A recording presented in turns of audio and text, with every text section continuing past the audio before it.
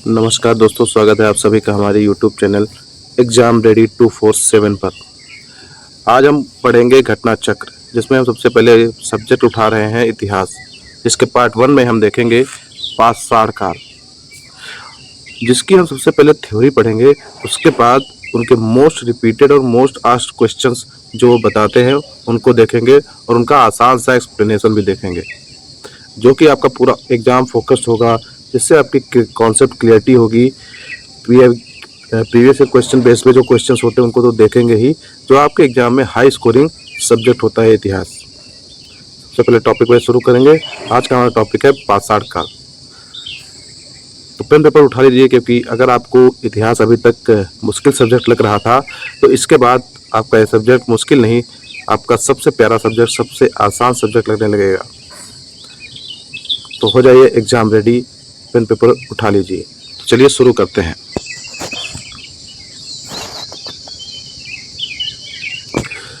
इतिहास के कालखंडों को साक्ष्यों के आधार पर विभाजित किया गया है। सबसे पहले हम देख लेते हैं साक्ष्य कौन कौन से होते हैं। साक्ष्य हमारे पास दो प्रकार के होते हैं। एक होते हैं पुरातात्विक साक्ष्य, दूसरे होते हैं लिखित साक्ष्य। पुरातात्विक साक्ष्यों में आते हैं पत्थर के औजार, कंकाल तंत्र हो गए, कुछ खुदाई में कुछ मिल गया, कुछ उपकरण हो गए, सील्स हो गई, औजार हो गए, बर्तन हो गए, ये सारी चीज़ें। और लिखित साक्ष्य में होते हैं ताम्र पत्रों पे कुछ लिखा हुआ है, सील्स पे भी कुछ लिखा हुआ है ना, किसी विशाल स्थापत्य पे कुछ लिखा गया है। ये सारी चीज़ें क्या हो गई, लिखित साक्ष्य हो गए। तो इन साक्ष्यों के आधार पर ये जो हमारे दो साक्ष्य हो गए, इनके आधार पर इतिहासकारों ने इतिहास को 3 भागों में विभाजित किया है। सबसे पहले प्रागैतिहासिक काल, आद्य ऐतिहासिक काल, ऐतिहासिक काल। मोटा मोटी देखें तो प्रागैतिहासिक काल में कोई लिखित साक्ष्य नहीं मिलते हैं, वहाँ पे हमें केवल पुरातात्विक साक्ष्य मिलते हैं, जैसे कि पत्थर के औजार, कंकाल तंत्र, मोहरे आदि। और इसका उदाहरण है पाषाण काल, जिसपे आज हम गहन चर्चा करने वाले हैं।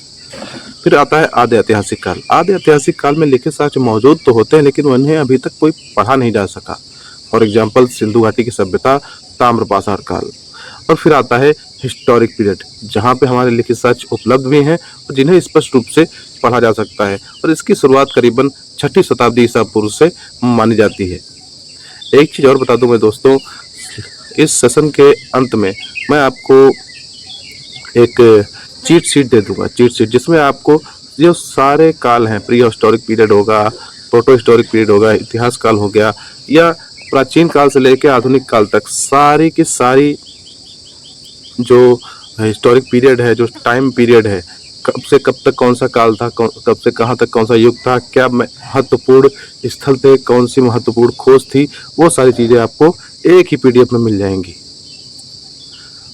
तो उसके लिए करना क्या है, आपको हमारे डिस्क्रिप्शन बॉक्स में मैं अपने व्हाट्सएप चैनल का लिंक दे दूंगा, वहाँ से आप उसको डाउनलोड कर सकते हो और देख सकते हो व्हाट्सएप चैनल को ज्वाइन करके। और भी अपडेट पाने के लिए हमारे व्हाट्सएप चैनल को विजिट भी कर सकते हो, उसे ज्वाइन भी कर सकते हो। तो चलिए आगे बढ़ते हैं। अब देखते हैं प्रागैतिहासिक खोज के प्रणेता कौन थे, मतलब इसकी खोज किसने की थी। तो प्रागैतिहासिक खोज काल के प्रणेता कहा जाता है रॉबर्ट ब्रूस फूट को। रॉबर्ट ब्रूस फूट 1863 में इन्होंने पल्लवरम, जो चेन्नई के पास एक स्थान है, तमिलनाडु राज्य में चेन्नई के पास एक स्थान है पल्लवरम, वहाँ पर भारत का पहला पूरा पाषाण काल का उपकरण हैंड एक्स इन्होंने खोजा था। ये देखिए इनके हाथ में दिख रहा होगा। फिर बात आती है क्रिश्चियन थॉमसन की। क्रिश्चियन थॉमसन का नाम इसलिए फेमस है क्योंकि इन्होंने इतिहास को 3 सिस्टम में बांटा, पाषाण काल, कांस्य काल और लौह काल। चलिए आगे बढ़ते हैं। अब देख लेते हैं पाषाण काल का तकनीकी वर्गीकरण। पाषाण काल का तकनीकी वर्गीकरण किया जाए तो इसको 3 भागों में विभाजित किया गया है: पूरा पाषाण काल, मध्य पाषाण काल और नव पाषाण काल। पूरा पाषाण काल में बड़े बड़े और खुरदरे पत्थर देखने को मिलते हैं। इस समय मानव जो था वो पूर्णतः आखेटिक था, यानी शिकारी था, और खाद्य का संग्राहक था, यानी खाने पीने की वस्तुओं का संग्रहित करता था, इकट्ठा करता था, और पूरी तरह हमारी प्रकृति पर निर्भर रहता था। और मध्य पाषाण काल की बात करें तो पूरा पाषाण काल के पत्थर होते थे, उनको तोड़ा गया, तो वो छोटे छोटे पत्थरों में विभाजित हो गए। तो जो छोटे छोटे नुकीले पत्थर हुए उनको क्या कहा गया, माइक्रोलिथ कहा गया। और पशुपालन की प्रारंभिक शुरुआत भी आपको मध्यकाल में देखने को मिल जाती है। फिर बात आती है नवपाषाण काल की। नवपाषाण काल में इन पत्थरों को और ज़्यादा पॉलिश किया गया, उनको दूसरे हड्डियों में बांधा गया, लकड़ी में बांधकर उनका उपयोग शुरू किया गया। तो ये सारे पॉलिश किए गए औजार आपको मिल जाते हैं नवपाषाण काल में। कृषि का आरंभ और स्थायी जीवन की नींव भी नवपाषाण काल में डाली गई। और एक और महत्वपूर्ण बात, आग का व्यवहारिक उपयोग भी नवपाषाण काल में आपको देखने को मिलता है। तो आग की खोज कहाँ हुई थी? आग की खोज हुई थी आपकी पुरापाषाण काल में, लेकिन उसका व्यवहारिक उपयोग कहाँ देखने को मिलता है?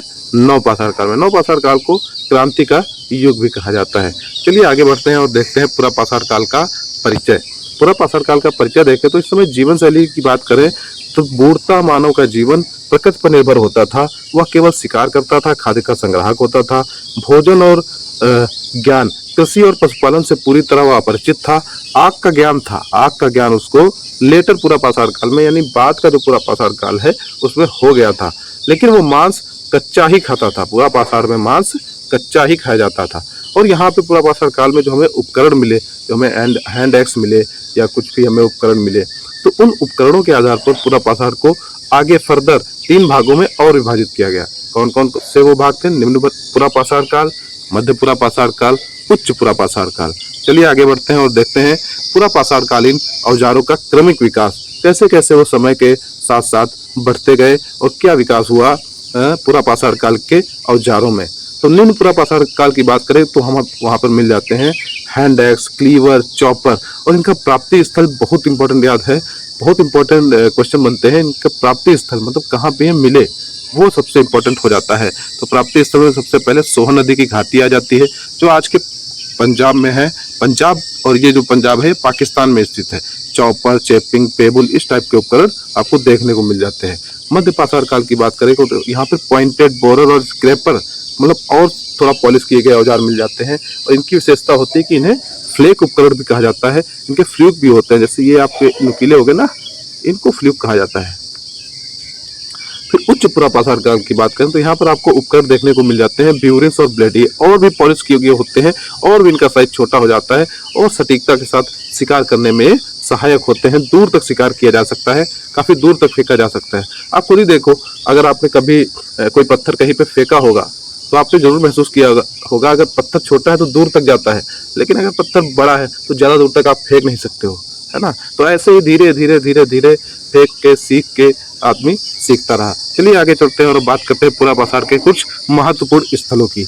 महत्वपूर्ण स्थलों की बात करें तो सबसे महत्वपूर्ण स्थल आते हैं 2, एक तो बेलन घाटी, दूसरा पल्लवरम और अतपरक्कम, जो कि तमिलनाडु में स्थित है। बेलन घाटी हमारे उत्तर प्रदेश में मिलती है, जिसकी खोज प्रोफेसर जी.आर. शर्मा, जो कि इलाहाबाद विश्वविद्यालय के संशोधन करता थे, अनुसंधान कर रहे थे, वहां पे इनको मिलता है। यहाँ से निम्न पुरापाषाण काल के 44 स्थल मिलते हैं और इसमें से सबसे विशेष खोज थी मातृ देवी की मूर्ति। मातृ देवी की मूर्ति लोहंदा नाला क्षेत्र से मिलती है, जो कि हड्डी की बनी होती है और वर्तमान में प्रयागराज संग्रहालय में ये संग्रहित की गई है। अगर आपको कभी भी प्रयागराज जाने को मिलता है तो आप एक बार मातृ देवी की मूर्ति देखने के लिए प्रयागराज के संग्रहालय में जरूर विजिट कीजिएगा। चलिए आगे देखते हैं पल्लवरम और अतपरक्कम, ये जो तमिलनाडु के पास है। सबसे पहले हैंड एक्स उपकरण यहीं से प्राप्त होता है। ये वही हैंड एक्स है जिसकी खोज रॉबर्ट ब्रूस फूट ने की थी और ये हैंड एक्स सबसे पहला उपकरण है हमारे पुरापाषाण कालीन औजारों की खोज में, जो कि कहाँ मिलता है? तमिलनाडु में। तमिलनाडु में कहाँ मिलता है? पल्लवरम और अतपरक्कम में। इसकी खोज किसने की थी? रॉबर्ट ब्रूस फूट ने। रॉबर्ट ब्रूस फूट ने। चलिए आगे बढ़ते हैं। ये जो आप सामने चित्र देख रहे हैं भीमबेटका का गुफा का चित्र है। गुफा समझते हो? केव। ये स्थान पड़ता है मध्य प्रदेश। इसको वर्ल्ड हेरिटेज साइट भी यूनेस्को ने घोषित किया है। इसकी खोज डॉक्टर विष्णु श्रीधर वाकणकर ने की थी सन 1957 में। और भारतीय उपमहाद्वीप में मानव जीवन के सबसे शुरुआती निशान अगर देखे जाएं तो इन्हीं केव्स में मिलते हैं, भीमबेटका की केव्स में। भीमबेटका की केव्स कहाँ मिलती हैं? अब्दुल्लागंज, रायसेन, जो कि मध्य प्रदेश में स्थित है। एक और बड़ी बात, यूनेस्को वर्ल्ड हेरिटेज साइट में इसका नाम दर्जित है और इसमें 750 रॉक शेल्टर हैं, जिसमें 500 से अधिक चित्र हैं, जैसे हाथी हो गए, सांभर हो गए, हिरण हो गए। जरूर याद रखना, हाथी, सांभर, हिरण आदि। यहाँ पे देखो मानव क्या करता था, आकृतिक शिकार करता था। यहाँ पे चित्र मिल जाते हैं आपको, हिरण, हाथी, सांभर, ये सारे। चलिए आगे बढ़ते हैं और देखते हैं मध्य पाषाण काल का संक्रमण यानी और नवाचार का दौर। मध्य पाषाण काल की खोज भारत में 1867 से 68 ईस्वी में एसीएल कार्लाइल के द्वारा की गई थी, जो कि पाई जाती है आपकी विंध्य क्षेत्र में।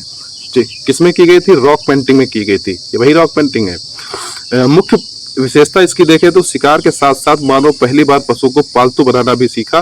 कहाँ सीखा? मध्य पाषाण काल में सीखता है मानव पशु को पालतू बनाना, डोमेस्टिकेशन ऑफ एनिमल्स। यहाँ पे तकनीक अगर कोई देखे तो कौन सी विकसित हुई? बड़े पत्थरों को छोटा बनाया गया, जिनसे औजार आपके और तीखे हो गए, नुकीले हो गए, ज्यादा दूर तक फेंका जा सकता था और शिकार करने में आसानी होती थी। तो इन छोटे छोटे पत्थरों को क्या कहा गया? माइक्रोलिथ कहा गया। बहुत बार क्वेश्चन ये पूछा जा चुका है, मोस्ट इंपॉर्टेंट क्वेश्चन। माइक्रोलिथ कहाँ पाए गए? मध्य पाषाण काल में। मीसोलिथिक एज भी इसको कहा जाता है।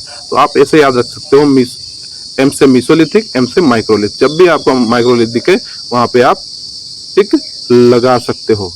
चलिए आगे चलते हैं और देखते हैं पशुपालन की शुरुआत और अस्थि उपकरणों का उपयोग कब से शुरू होता है।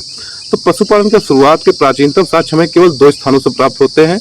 एक आदमगढ़ जो कि नर्मदापुरम मध्य प्रदेश में मिलता है, दूसरा बागौर जो भीलवाड़ा राजस्थान में मिलता है। और हड्डियों और सींगों के उपकरण भी हमें देखने को मिल जाते हैं। एक किताब है डॉक्टर जैन पांडे की किताब, जिसका नाम है पुरातत्व विमर्श। उसके अनुसार उत्तर प्रदेश के प्रतापगढ़ जिला में स्थित महदहा और सराय नाहर, बहुत इंपॉर्टेंट स्थल है ये आपके एग्जाम की दृष्टि से। महदहा और सराय नाहर से बड़ी मात्रा में अस्थि उपकरण और आभूषण प्राप्त होते हैं। चलिए आगे बढ़ते हैं और देखते हैं बरियल प्रैक्टिसेस। कैसे बरियल प्रैक्टिसेस होती थी और क्या किया जाता था बरियल प्रैक्टिसेस में? इस बरियल प्रैक्टिसेस से 3 स्थानों की हम बात करेंगे, दमदमा, सराय नाहर, लेखरिया। तो दमदमा में क्या होता है? कुल 41 मानव समाधान यानी मानव की कब्रें मिलती हैं, जिसमें से 5 युग्म समाधान होते हैं, यानी कि डबल युग्म बोले तो डबल, और एक कब्र में 3 कंकाल एक साथ मिलते हैं। और सराय नाहर राय की बात करें, ये यूपी में पड़ता है, एक ही कब्र में 4 मानव कंकाल एक साथ दफनाए गए मिलते हैं। और लेखरिया जो कि विंध्य क्षेत्र में पड़ता है, जॉन आर लुकास के अनुसार यहाँ से अधिकतम 27 यानी 27 मानव कंकाल प्राप्त हुए। रॉक शेल्टर 1 से 17 कंकाल प्राप्त हुए। ये बहुत इंपॉर्टेंट क्वेश्चन कई बार एग्जाम में पूछा गया है, लोअर पीसीएस में भी पूछा गया है। जॉन आर लुकास के अनुसार यहाँ से अधिकतम 27 मानव कंकाल प्राप्त हुए, लेकिन जो रॉक शेल्टर 1 थी वहां से कितने कंकाल प्राप्त हुए? 17।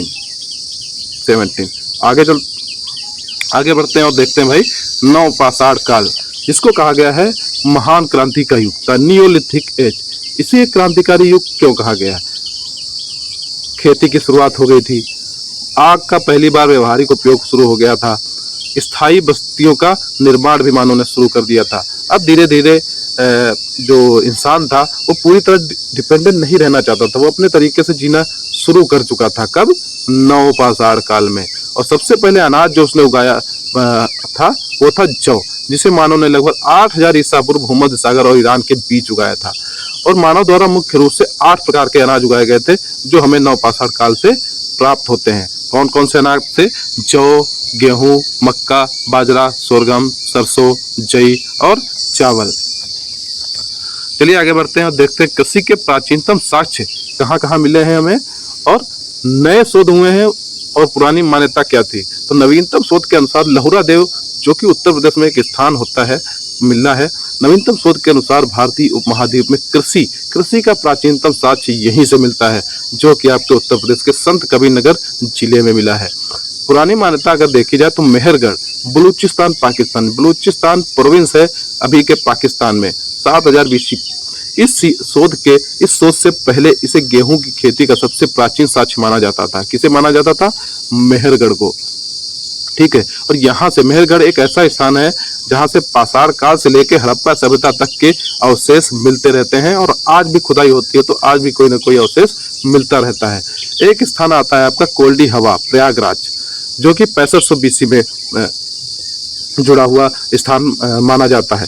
बेलन नदी के तट पर स्थित यहाँ से चावल यानी धान की भूसी के प्राचीन साक्ष्य मिले पाए जाते हैं आपके कोल्डी हवा प्रयागराज से। आगे बात करें तो बुर्ज होम, जो कि कश्मीर में स्थित है, एक जगह है।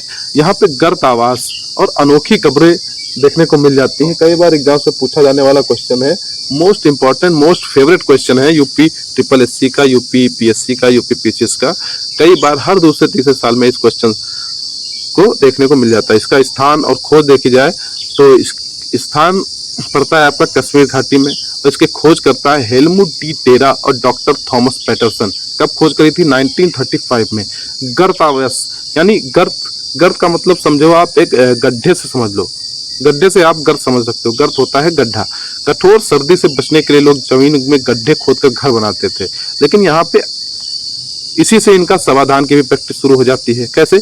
यहाँ कब्रों में मानव कंकाल बैठी हुई मुद्रा के साथ कुत्तों और 12 सिंगा की हड्डियों को दफनाए जाने के साक्ष्य मिले हैं। वहीं बैठते थे और बाद में जैसे जैसे अगर कोई मृत्यु हो जाती थी उनको वहीं पर दफनाया भी जाता था। गर्त आवास बनाया तो वहीं पर दफना भी दिया जाता था। तो खोपड़ी में छेद के निशान भी आपको मौजूद मिल जाते हैं। सबसे जरूरी बात इसमें याद रखने वाली है, बुर्ज होम कहाँ पड़ता है, इसके खोजकर्ता कौन है। और गर्त आवास की बात हो, बुर्ज होम ऑप्शन हो, तो आप सेम टाइम आंसर टिक कर सकते हो। चलिए आगे बढ़ते हैं और देखते हैं राख के टीले और दक्षिण भारत के पशुपालक के बारे में बात करते हैं। राख के टीले हमें मिलते हैं कर्नाटक के बेल्लारी जिले में स्थित नवपाषाण काल का स्थल है ये, संगन कल्लू। यहाँ से राख के टीले हमें प्राप्त होते हैं। अन्य स्थल भी हैं जहाँ से राख के टीले हमें प्राप्त हुए, पिकलीहल और उतनूर। इसका कारण ये देखा जाता है कि ये राख के टीले नवपाषाण कालीन पशुपालक समुदाय मतलब जो उनको चलाते थे, हर्समैन कम्युनिटी, इनके मौसमी शिविरों के जले हुए अवशेष हैं। यहाँ जानवरों का गोबर इकट्ठा कर उसमें आग लगा दी जाती थी।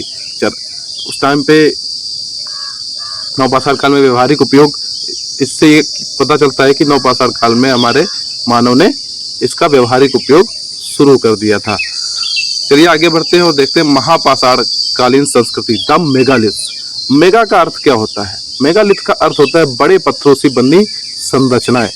ये देखिए, ये बड़े पत्थर हैं और ये कहाँ बनाई जाती थी? यहाँ पे कोई इंसान को दफनाया गया होगा, उसकी पहचान के लिए ये बनाया जाता था। देखते हैं, इनका उपयोग सामान्यतः बस्तियों से दूर कब्रिस्तानों में यानी ग्रेव यार्ड्स में बड़े पत्थरों से बनी कब्रों यानी बरियल्स की ग्रेव यार्ड्स को चिन्हित करने के लिए किया जाता था। इसका मेन उद्देश्य यह होता था कि मृतकों की स्मृति या अपने जो मानव जो मर गया उसकी याद में या मृत्यु के बाद के अनुष्ठानों से इसका जुड़ाव माना जाता है।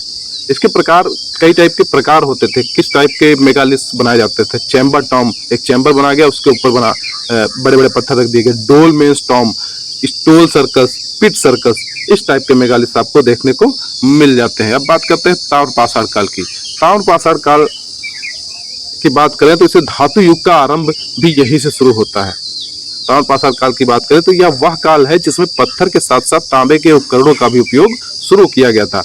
प्रथम धातु अगर कहीं भी क्वेश्चन में आया तो कौन होगी? तांबा होगी। तांबा मानव द्वारा उपयोग की जाने वाली पहली धातु थी। और इसके प्रमुख क्षेत्र देखें तो दक्षिण पूर्वी राजस्थान में जहाँ पे आहार सभ्यता विकसित हुई, पश्चिमी मध्य प्रदेश जहाँ पे नवदा टोली मालवा क्षेत्र में विकसित हुई, और पश्चिमी महाराष्ट्र में जौरवे संस्कृति विकसित हुई। इसको एक एक करके देखते हैं। सबसे पहले देखते हैं नवदा टोली। इसे एक विशाल ताम्रपाषाणिक ग्राम कहा जाता है। इसकी स्थान और खोज की बात करें तो खरगोन मध्य प्रदेश के पास एक स्थान पड़ता है। दक्कन कॉलेज के प्रोफेसर डी सांगलिया ने इसका उत्खनन किया और इसकी खोज की। इसमें आवास की संरचना पे क्वेश्चन बहुत सारे बनते हैं। गोल और आयताकार, ये देखिए गोल और आयताकार झोपड़ियां देखने को मिल जाती हैं। फर्श और मिट्टी पर नदी की बाजरी इससे बनी होती थी, जिन पर चूने का लेप होता था। क्या होता था? चूने का लेप होता था। इसकी विशेषता देखें तो झोपड़ियों के बीच में लकड़ी के खंभे और बांस की दीवारें होती थी। यहाँ एक या दो मुंह वाले चूल्हे भी पाए जाते थे। ये देखो, दो मुंह वाला चूहा आपको दिख रहा होगा। चलिए आगे बढ़ते हैं और देखते हैं जौरवे संस्कृति और उसमें समाधान की प्रैक्टिसेस क्या होती थी, इन पर बात करते हैं। जौरवे संस्कृति ये क्षेत्र पड़ता है आपका पश्चिमी महाराष्ट्र के दायमाबाद और इनाम गांव और निवासा इलाके में। यहाँ घास फूस की छत होती थी, मिट्टी और बांस की दीवारें होती थी और आयताकार घर होते थे। कैसे घर होते थे? आयताकार घर होते थे। और यहाँ पे समाधान की प्रैक्टिस देखी जाए, बरियल्स प्रैक्टिस देखी जाए तो मृतकों के घरों के फर्श के नीचे दफनाया जाता था। मतलब जो जिसका घर है उसी के नीचे दफना दिया जाता था। इससे क्या पता चलता है? इससे हमें ये पता चलता था कि मृत्यु के बाद में जीवन में विश्वास जौरवे संस्कृति में किया जाता था। ठीक है। इसकी विशिष्ट दिशा होती थी मृतकों को जो वयस्क होते थे और जो नवजात होते थे उनको अलग अलग प्रकार से दफनाया जाता था। कैसे? वयस्कों को उत्तर से दक्षिण की दिशा में लिटाया जाता था और बच्चों को दो कलशों जो घड़े होते हैं मुंह से मुंह जोड़ दिया जाता था और क्षैतिज रूप से दफनाया जाता था। ये देख लीजिए। चलिए आगे बढ़ते हैं और देखते हैं आहार संस्कृति और गैरिक मृत भांड। आहार संस्कृति ये अपने पॉटरी के लिए जाना जाता है, यानी बर्तन वाली संस्कृति के लिए ये संस्कृति जानी जाती है। आहार संस्कृति जिसे बनात संस्कृति भी कहा जाता है, इसका स्थान राजस्थान में पाया जाता है। हड़प्पा के समकालीन इसे माना जाता है और इसके निवासी जो होते थे वो तांबे को गलाना जानते थे और यहाँ सफेद ज्यामितीय डिजाइन वाले काले लाल मृद भांड। मृद क्या होता है? मृद माने होती है मिट्टी, भांड माने होता है बर्तन, तो इसे ब्लैक रेड पॉटरी कहा जाता है। जब भी ब्लैक रेड पॉटरी आए तो आप इसे टिक लगा सकते हैं, इस क्वेश्चन को आसानी से कर सकते हैं। बहुत इंपॉर्टेंट क्वेश्चन पड़ता है, ब्लैक रेड पॉटरी किस संस्कृति से बिलोंग करती है और किसके समकालीन थी, ये भी क्वेश्चन कई बार पूछा जाता है। तो गैरिक मृत भांड OCP, OCP का फुल फॉर्म भी कई बार पूछ लिया जाता है। तो उस ऑकर कलर्ड पॉटरी, इसे हिंदी में क्या कहते हैं? गैरिक मृत भांड। हस्तिनापुर में बीबी लाल द्वारा इसकी खोज की जाती है। यह बर्तन उंगलियों पर गेरुआ रंग छोड़ते हैं। अगर इस बर्तन को आपको देखने को मिल जाए तो आप ऐसे करोगे तो आपको यहाँ पर रंग छोड़ते हुए दिख जाएंगे और इनके किनारे घिसे हुए प्रतीत होते हैं। ये देखिए घिसे हुए किनारे इनको आपको देखने को मिल रहे होंगे और इनका प्राप्ति स्थल है अतरंजी खेड़ा हस्तिनापुर। बहुत इंपॉर्टेंट क्वेश्चन बना है, कई बार एग्जाम से पूछा जा चुका है। अतरंजी खेड़ा हस्तिनापुर। नवपाषाण काल, मैं तो कहता हूँ इसको इस प्रकार से पढ़ लीजिए क्योंकि ये हर बार क्वेश्चन बनते हैं, यहाँ से हर बार क्वेश्चन बनते हैं। चलिए आगे बढ़ते हैं और देखते हैं आज हमने क्या क्या पढ़ा।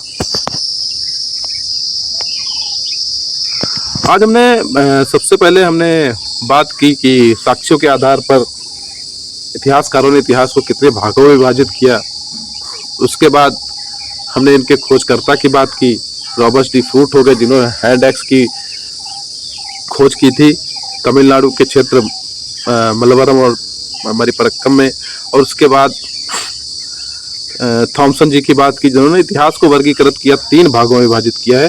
3 भागों में विभाजित किया है। कौन कौन से भाग? पाषाण काल 3 भागों में विभाजित किया है।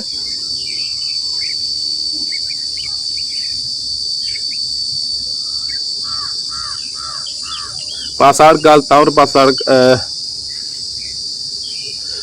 काल, ताम्र, पाषाण युग, ताम्र। फिर हमने बात की थॉमसन की जिन्होंने इतिहास को 3 भागों में विभाजित किया है। Stone age.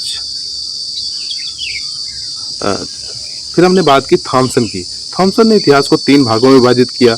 उसके बाद हमने पूरा पाषाण काल को देखा। पाषाण काल को फर्दर हमने विभाजित किया किसमें? पूरा पाषाण काल, मध्य पाषाण काल, नवपाषाण काल। और पूरा पाषाण काल सबसे ज्यादा लंबा पीरियड होता था तो पूरा पाषाण को फर्दर 3 भागों में विभाजित किया गया। निम्न पूरा पाषाण काल, मध्य पूरा पाषाण काल और उच्च पूरा पाषाण काल। अब इस टेबल को हमेशा याद रखिए।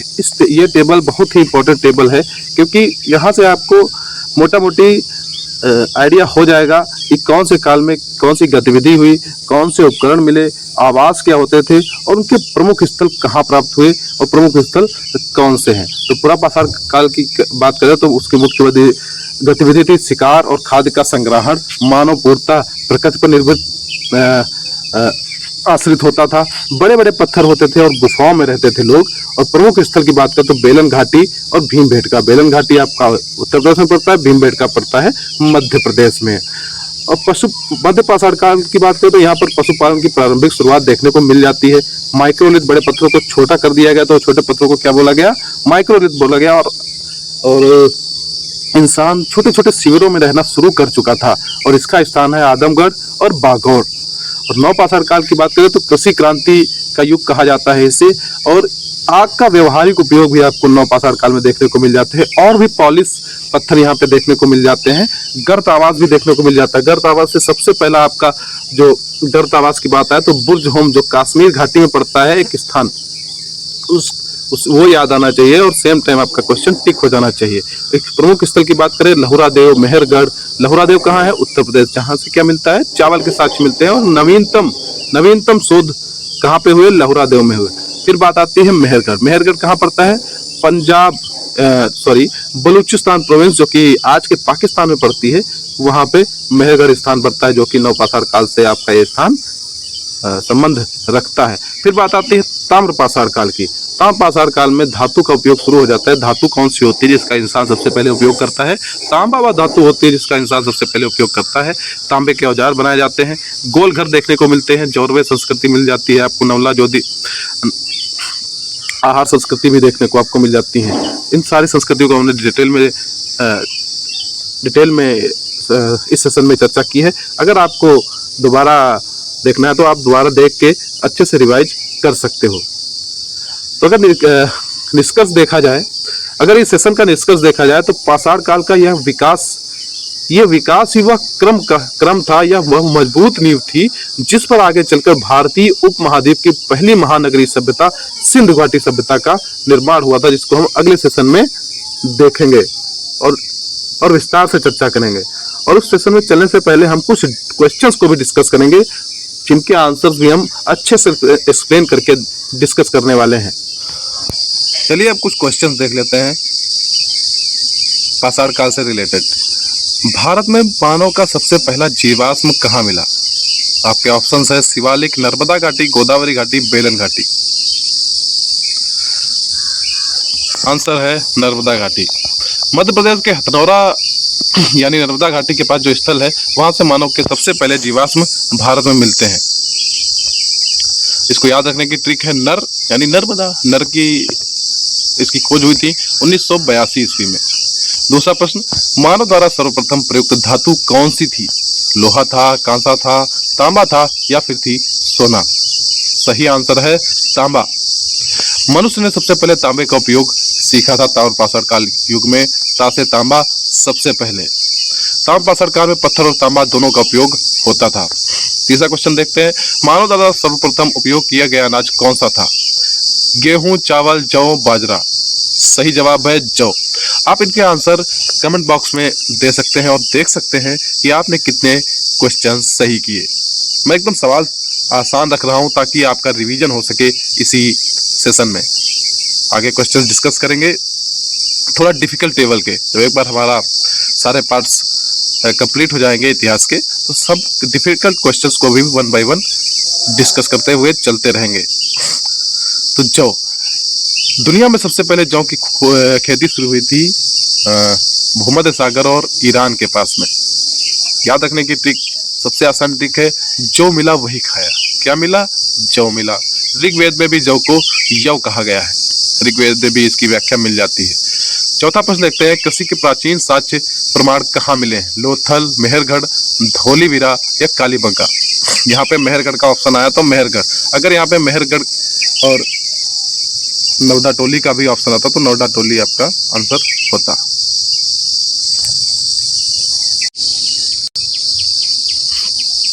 मेहरगढ़ से कृषि और स्थायी जीवन के सबसे पुराने प्रमाण मिले हैं और इसके याद रखने की ट्रिक है, मेहरबानी हुई थी लोग बस गए। ठीक है, मेहरबानी हुई तो लोग बस गए। क्या करने लगे? कृषि और स्थायी जीवन की शुरुआत भी करने लगे। यह वर्तमान के पाकिस्तान में स्थित है। मेहरगढ़ बलूचिस्तान प्रोविंस में स्थित है। भारत में चावल की खेती का सबसे प्राचीन प्रमाण कहाँ मिलता है? चिरान, मेहरगढ़, लहुरा देव, बुरझौ। लहुरा देव में मिलता है। ये नवीनतम शोध के अनुसार है। उत्तर प्रदेश के लहुरा देव से चावल के सबसे पुराने प्रमाण मिले हैं। तो याद रखने की ट्रिक, इसको ऐसे याद रख सकते हो, चावल के लहलहाते खेत तो ला से लहलहाते, ला से लहुरा देव। एग्जाम फैक्ट, यह संत कबीरनगर जिले में स्थित है। पाषाण काल युग को कितने भागों में विभाजित किया गया? 2, 3, 4, 5। सही उत्तर 3। सबको पता होगा 3। कौन कौन से? पूरा पाषाण काल, मध्य पाषाण काल, नव पाषाण काल। याद रखने की ट्रिक एकदम आसान है, पूरा मध्य नव। इसे स्टोन एज भी कहा जाता है। भीमबेटका किसके लिए प्रसिद्ध है? तांबे के औजार के लिए, शैल चित्रों के लिए, गर्त आवास के लिए या स्तूपों के लिए? इसका सही उत्तर है शैल चित्रों के लिए। आसान व्याख्या देखी जाए तो भीमबेटका की गुफाओं में प्राचीन चित्र मिले हैं, जहाँ पे हाथी, हिरण और सांभर के चित्र भी देखने को मिल जाते हैं। और मनुष्य का आखेट यानी शिकार करता हुआ चित्र भी देखने को मिल जाता है। या आपको क्षेत्र मिलता है मध्य प्रदेश में। याद रखने की ट्रिक, आप ऐसे कोई भी ट्रिक बना सकते हो, लेकिन मैंने जो लिखा है भीम ने चित्र बनाए, इस टाइप से भी याद रख सकते हो। यह मध्य प्रदेश में स्थित है। पहले ही बता दिया आपको बुर्ज होम कहाँ स्थित है। अभी मैंने जब पढ़ा रहा था तभी मैंने बोला था बुर्ज होम, इस पे कई बार क्वेश्चन बने हैं और ये देखो यहाँ पर भी क्वेश्चन आ गया। बिहार में है, राजस्थान में है, कश्मीर में है, गुजरात में है। यह कश्मीर घाटी में पड़ता है। आसान व्याख्या देखी जाए तो बुर्ज होम नौ पाषाण काल वाला स्थल है, नौ पाषाण कालीन स्थल है। बर्फ वाला घर कहाँ मिलता है? कश्मीर में पड़ता है। क्या नाम है? बुर्ज होम। बुर्ज होम बर्फ वाला घर कश्मीर, बुर्ज होम बर्फ वाला घर कश्मीर। बर्फ वाला घर है तो उससे क्या चीज देखने को मिल जाती है? यहाँ पे गर्त आवास देखने को मिल जाते हैं, पिट ड्वेलिंग, जहाँ पे लोग घरों के नीचे गड्ढे बनाकर रहा करते थे। गर्त आवास के प्रमाण कहाँ मिले हैं? नेक्स्ट क्वेश्चन, भीमबेटका, बुर्ज होम, चिरान, मेहरगढ़। बुर्ज होम एकदम सही जवाब। लोग गड्ढों में घर बनाकर रहते थे। गड्ढों वाला घर कहाँ मिलता है? बुर्ज होम में मिलता है। बर्फ पड़ती थी बुर्ज होम, कश्मीर। हिंदुस्तान में बर्फ कहाँ पड़ती है? भारत में बर्फ कहाँ पड़ती है? कश्मीर घाटी में बर्फ पड़ती है। वहां के स्थान का क्या नाम है? बुर्ज होम। और बर्फ पड़ती थी तो उन्होंने क्या किया? घर के नीचे गड्ढे बनाए, वहां पे रहना शुरू कर दिया। गड्ढे वाले घर कहाँ पाए जाते हैं? बुर्ज होम में पाए जाते हैं। कौन से काल से संबंधित ये स्थान है? नौ पाषाण काल से संबंधित ये स्थान मिल जाता है। आगे बढ़ते हैं और देखते हैं 10वां क्वेश्चन। मानव का पहला पालतू पशु कौन था? गाय था, भेड़ थी, कुत्ता था, घोड़ा था, कौन सा था? बताइए। इसका सही जवाब है कुत्ता था। मानव ने सबसे पहले कुत्ते को पालतू बनाया। और यहाँ से एक क्वेश्चन और बन जाता है कि पशुपालन की प्रारंभिक शुरुआत कहाँ पे देखने को मिलती है? तो पशुपालन की प्रारंभिक शुरुआत आपको देखने को मिल जाती है मध्य पाषाण काल में। कहाँ पे? मध्य पाषाण काल में। और बुर्ज होम में कुत्ते के साथ मानव को दफनाया गया है, ये साक्ष्य भी बुर्ज होम में आपको देखने को मिल जाता है। आग का उपयोग सबसे पहले किस काल में हुआ था? पूरा पाषाण काल में हुआ था, मध्य पाषाण काल में हुआ था, या नव पाषाण काल में, या ताम्र पाषाण काल में? पूरा पाषाण काल में आपको आग का पहला उपयोग देखने को मिल जाता है। पूरा पाषाण काल में मानव ने आग की खोज की थी। पुराना मानव था, आग की खोज, ऐसा कोई टॉर्च लेके, या टॉर्च नहीं, ढूंढते गया कि इसकी खोज कर रही है, नहीं। बादल बने, बरसात हुई, बिजली कड़की, पत्थर टकराए, तूफान आया। इन पैटर्न्स को देखते देखते धीरे धीरे वो मानव सीखा कि ये आग है। इससे जैसे आग जली तो देखा कि जानवर भागने लगे। उसी आग को देखकर जानवर भाग रहे थे, तो उसने भोजन पकाना भी शुरू किया। लेकिन भोजन उसने पूरा पाषाण काल में नहीं पकाया था। पूरा पाषाण काल में मानव पूर्णतः शाकाहारी नहीं था, वह मांसाहारी जीवन व्यतीत करता था और पूरी तरीके से प्रकृति पर निर्भर होता था। पहिए का आविष्कार किस काल में हुआ? पूरा पाषाण काल में, मध्य पाषाण काल में, नव पाषाण काल में, या लौह युग में? तो इसका सही जवाब है नव पाषाण काल में। नव पाषाण काल में पहले पहिए का आविष्कार होता है, नया जीवन होता है, नया पहिया मिल जाता है। पहिया देखता है वो लकड़ी, कोई पेड़ गिरा, ऊपर ढलान से नीचे घूमता हुआ जा रहा है, तो धीरे धीरे उसने सोचा कि हाँ, क्यों ना हम इसका उपयोग करें सामान को लाने ले जाने के लिए, किसी शिकार को लाने ले जाने के लिए, क्यों ना हम इस पे बैठ के चलें। तो धीरे धीरे इसे मानव इतिहास का सबसे क्रांतिकारी आविष्कार कहा जाता है। नव पाषाण काल में जो पहिया है, इसको मानव इतिहास का सबसे क्रांतिकारी आविष्कार कहा जाता है, क्योंकि पहिए का आविष्कार ही है जिसने आपको पहले शिकार से लेके आज के हवाई जहाज तक उड़ाने में इसका उपयोग होता है। याद रखने की टिक है, नया जीवन था, नई पहिया का आविष्कार हो गया, इससे परिवहन आसान हुआ। ठीक है, आगे बढ़ते हैं और देखते हैं 13वां क्वेश्चन। भारत में लोहे के सबसे पुराने प्रमाण यानी साक्ष्य कहाँ पाए जाते हैं? हस्तिनापुर में, अतरंजी खेड़ा में, तक्षशिला में, कौशाम्बी। अभी बताया था आपका, जब मैं नवपाषाण काल में पढ़ा रहा था, अतरंजी खेड़ा में आपको लोहे के सबसे पुराने प्रमाण मिल जाते हैं। अतरंगी लोहे के औजार, इस टाइप से आप याद के रख सकते हो। यह उत्तर प्रदेश में स्थित है। 3S सिस्टम किसने दिया? सेशन के शुरुआत में ही मैंने बताया था कि 3S सिस्टम किसने दिया था? Lubbock, Thomsen, Childe, Tylor. जिसने भी सही से सेशन देखा है और तुरंत आंसर बता देगा, थॉमसन ने। चलिए आगे बढ़ते हैं और देखते हैं। थॉमसन ने इतिहास को पाषाण, कांस्य और लौह युग में बांटा। तीनों युग को थामे है कौन? थॉमसन। कैसे याद करोगे? तीनों युग को थामे थॉमसन। यह प्रणाली यूरोप में विकसित हुई थी। भारतीय पुरातत्व का जनक किसे कहा जाता है? भारतीय पुरातत्व का जनक किसे कहा जाता है? जॉन मार्शल को, अलेक्जेंडर कनिंघम को, दयाराम साहनी को, या जेम्स प्रिंसेप को? यहाँ पे मैं एक चीज और बताना चाहता हूँ, एक दो क्वेश्चंस मैंने वो डाले हैं जो सेशन के दौरान जिन्हें हमने नहीं पढ़ा, लेकिन अभी वो क्वेश्चन डाल दिए ताकि आपको याद करने में और कनेक्ट करने में आसानी हो। इसका आंसर है अलेक्जेंडर कनिंघम। व्याख्या देखी जाए तो इन्होंने भारतीय पुरातत्व विभाग की नींव रखी थी। कनिंघम पुरातत्व के किंग, ऐसे याद करके रख सकते हो। ASI की स्थापना 1861 में हुई थी। यह भी क्वेश्चन कई बार पूछा जाता है। आर्कियोलॉजिकल सर्वे ऑफ इंडिया, भारतीय पुरातत्व का स्थापना कब हुई थी? 1861 में हुई थी।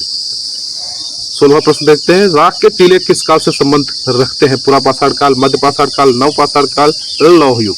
तो इसका सही जवाब है नव पाषाण काल। यहाँ पर राख के टीलों का जो संबंध है ये पशुपालक समुदायों से संबंधित माना जाता है। कि ये शिविर होते थे, वहां पे रहते थे और उनके गोबर को इकट्ठा करते थे और जलाते थे। उसी राख के टीले आपको यहाँ पर मिल जाते हैं। इसका सबसे प्रमुख स्थान जो देखने को मिलता है आपको संगन तल्लू देखने को मिल जाता है। मध्य पाषाण काल में पशुपालन के प्रमाण कहाँ मिले हैं? आदमगढ़ और बागौर, बुरझुम और चिरान, भीमबेटका और लंगनाच, मेहरगढ़ और कोल्डी हवा? सही जवाब है इसका आदमगढ़ और बागौर। यहीं से पशुपालन के सबसे पुराने प्रमाण मिले हैं और पशुपालन की शुरुआत जो होती थी वो मध्य पाषाण काल में देखने को मिल जाती है। आदमी ने बाग में पशु पाले, याद रखने की ऐसी ट्रिक आप याद रख सकते हो। तो बागौर जो है राजस्थान में स्थित है। OCP का पूरा नाम क्या है? Occur clay pottery, orange clay pottery, old copper pottery, occur coloured pottery? इसका सही जवाब होगा occur coloured pottery, not potty. ये गेरुए रंग के मृद भांड होते थे। मृद माने की मिट्टी, भांड माने बर्तन। समझ में आया? मृद माने मिट्टी, भांड माने बर्तन। ये गेरुए रंग के मृद भांड होते थे। इन पे अगर आप उंगली लगाओगे तो आपके उंगली पे ये रंग छोड़ते थे। इसका नामकरण हस्तिनापुर में हुआ था। OCP का नामकरण कहाँ हुआ था? हस्तिनापुर में हुआ था। ऊपर ही हमने देख लिया है। यहाँ सबसे पहले OCP संस्कृत की पहचान हुई थी। हस्तिनापुर में गिरवे मिट्टी, ऑकर कलर पॉटरी मिल जाती है। बीबी लाल, सर बीबी लाल ने इनकी खोज करी थी। मेगालिथ मुख्यतः क्या थे? मेगालिथ क्या होते थे? मंदिर होते थे, कब्रें होती थी, अनाज के घर होते थे, या फिर ये गुफाएं होती थी? इसका सही जवाब है कब्रें होती थी। अगर आसान व्याख्या देखें तो ये मृतकों को दफनाने के स्थान होते थे। उन्हें दफनाया जाता था, उनके ऊपर बड़े बड़े पत्थर रख दिए जाते थे। कभी सर्कुलर शेप में, कभी सर्कुलर शेप में रखते थे, कभी आयताकार शेप में रख देते थे, बड़े बड़े पत्थर रख दिए जाते थे। इनका संबंध ये माना जाता है कि आफ्टर किसी मानव की मृत्यु के बाद उनकी स्मृति में, उनकी याद में ये मृदभांड रखे जाते थे। ये मृदभांड नहीं, ये मेगालिथ रखे जाते थे ताकि हमें याद रखें हमारे दादा परदादा कहाँ पे दफनाए गए थे। ये उससे संबंधित माना जाता है। डोलमेन और स्टोन सर्कल इसके प्रकार हैं, वही बताया। डोलमेन भी एक टाइप का रखने का ढंग होता था मेगालिथ को, और स्टोन सर्कल, बहुत सारे स्टोन्स के सर्कल्स बना दिए जाते थे, उसके ऊपर एक बहुत बड़ा पत्थर रख दिया जाता था। चलिए आगे बढ़ते हैं। लोहंदा नाला ये किसके लिए प्रसिद्ध है? शैल चित्र, मातृ देवी की मूर्ति, तांबे के औजार, या स्तूप? सही जवाब है मातृ देवी की मूर्ति, जो आपकी पाई गई थी, जो आपके इलाहाबाद के संग्रहालय में भी संग्रहित है। बेलन घाटी के पास ये क्षेत्र मिलता है। लोहंदा नाला हड्डी से बनी ये मूर्ति थी, मातृ देवी की मूर्ति। बेलन से मातृ देवी की मूर्ति बनी, बेलन से देवी बनी। याद रखने की टिक आप याद रख सकते हो। यह उच्च पुरा पाषाण काल से संबंधित स्थान माना जाता है, या संबंधित मूर्ति मानी जाती है। बेलन घाटी किस राज्य में स्थित है? अभी आपको बताया, बिहार में है, मध्य प्रदेश में है, उत्तर प्रदेश में है, या फिर है ये राजस्थान में? इसका सही जवाब है उत्तर प्रदेश। बेलन घाटी प्रयागराज क्षेत्र में स्थित है। बेलन यूपी की रसोई में, ऐसे आप याद रख सकते हो, मतलब डॉट कनेक्ट करके याद रख सकते हो आप, ठीक है। यहाँ कृषि और मानव जीवन के प्राचीन प्रमाण मिल जाते हैं। कोल्डी हवा किसके लिए प्रसिद्ध है? लोहे के औजार के लिए, चावल की खेती के लिए, स्तूपों के लिए, या शैल चित्रों के लिए? सही जवाब है चावल की खेती। यहाँ पे भूसी के प्रमाण मिले हैं, कोल्डी हवा से चावल की भूसी के प्रमाण मिले हैं। यह बेलन घाटी में स्थित, बेलन घाटी कहाँ स्थित है? उत्तर प्रदेश में स्थित है। कहाँ पे? इलाहाबाद में। सही जवाब। सराय नाहर राय किस काल से संबंधित स्थल का नाम है ये? पुरा पाषाण काल, मध्य पाषाण काल, नव पाषाण काल या ताम्र पाषाण काल? सही जवाब है मध्य पाषाण काल। यहाँ मानव कंकालों के महत्वपूर्ण प्रमाण मिले हैं। सराय में क्या होता है? सराय में लोग रहते हैं। कहाँ? मध्य पाषाण काल से संबंधित स्थान है। यहाँ पर कब्र में 4 कंकाल एक साथ मिले थे। दमदमा कहाँ स्थित है? दमदमा कहाँ स्थित है? प्रतापगढ़ में, प्रयागराज में, वाराणसी में या फिर लखनऊ में? इसका सही जवाब है प्रतापगढ़। दमदमा मध्य पाषाणकालीन एक महत्वपूर्ण स्थल है। तीनों का दम निकला। क्यों? दमदमा। यहाँ ट्रिपल बरियल यानी 3 लोगों को एक साथ दफनाया गया, ऐसा साक्ष्य मिले हैं। भारतीय पुरातत्व का जनक किसे कहा जाता है? पहले भी क्वेश्चन आया था, रिपीट हो गया क्वेश्चन ये। अलेक्जेंडर कनिंघम को भारतीय पुरातत्व का जनक कहा जाता है।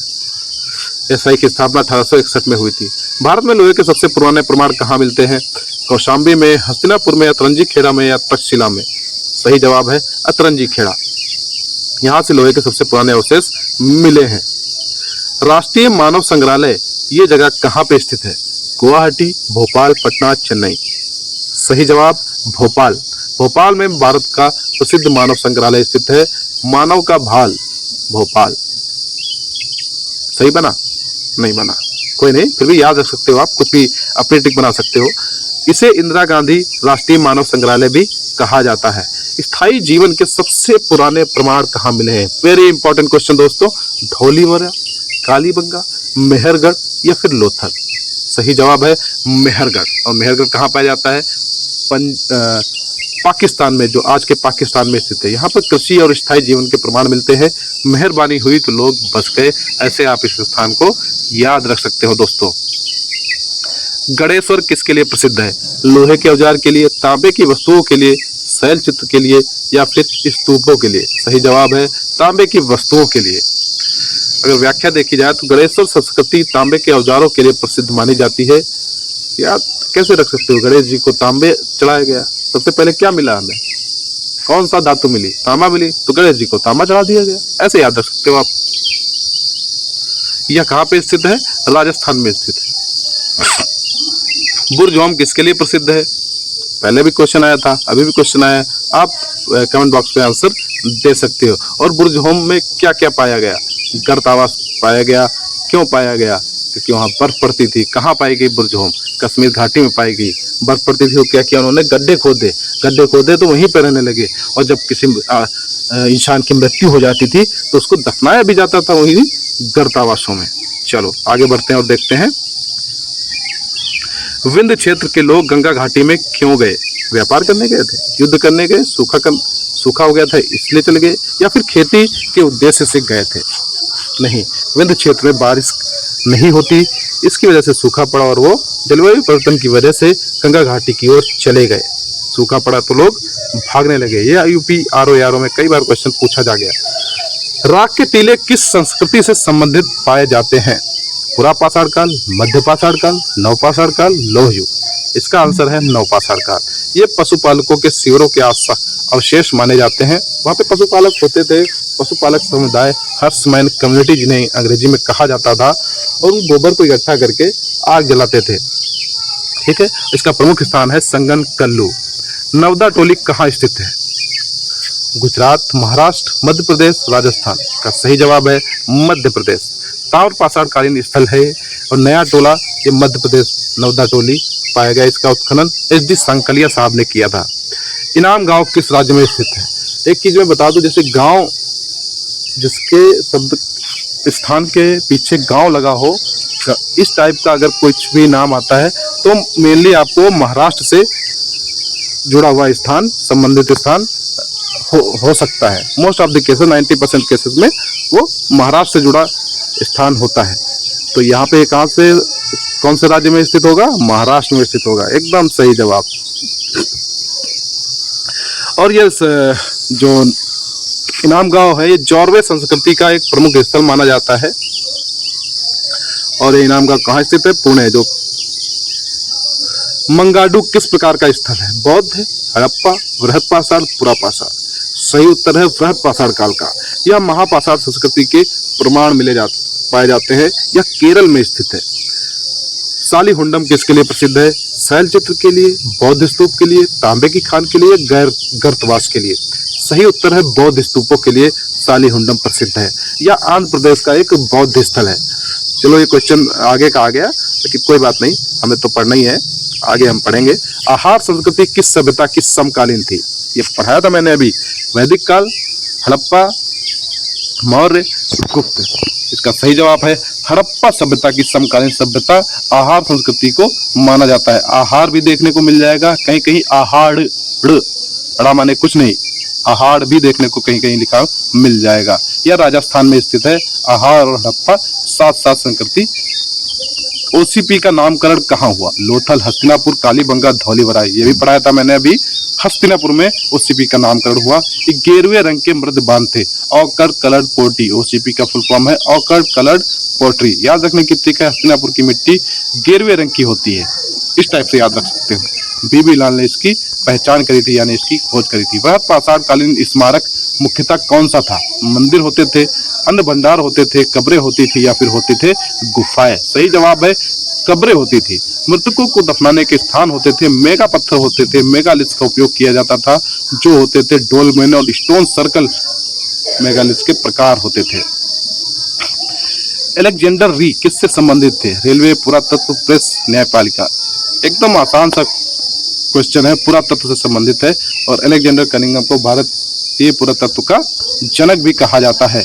ये देखिए, ये क्वेश्चन आईएएस 2023 में पूछा गया था। कितना इंपॉर्टेंट क्वेश्चन है। चावल की खेती का सबसे प्राचीन प्रमाण कहाँ मिला?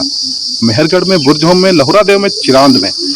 लहुरादेव में चावल के प्राचीन साक्ष्य मिले। अगर गेहूं की बात की जाए तो आपको कौन सा आंसर होगा? मेहरगढ़ आंसर होगा सही जवाब। लहुरादेव से चावल के सबसे पुराने साक्ष्य मिलते हैं। लहलहाते खेत कहाँ पाए गए? चावल के लहुरादेव में पाए गए। लहुरादेव कहाँ स्थित है? उत्तर प्रदेश में स्थित है। बुर्ज होम की खोज किसने की थी? बहुत इंपॉर्टेंट क्वेश्चन दोस्तों।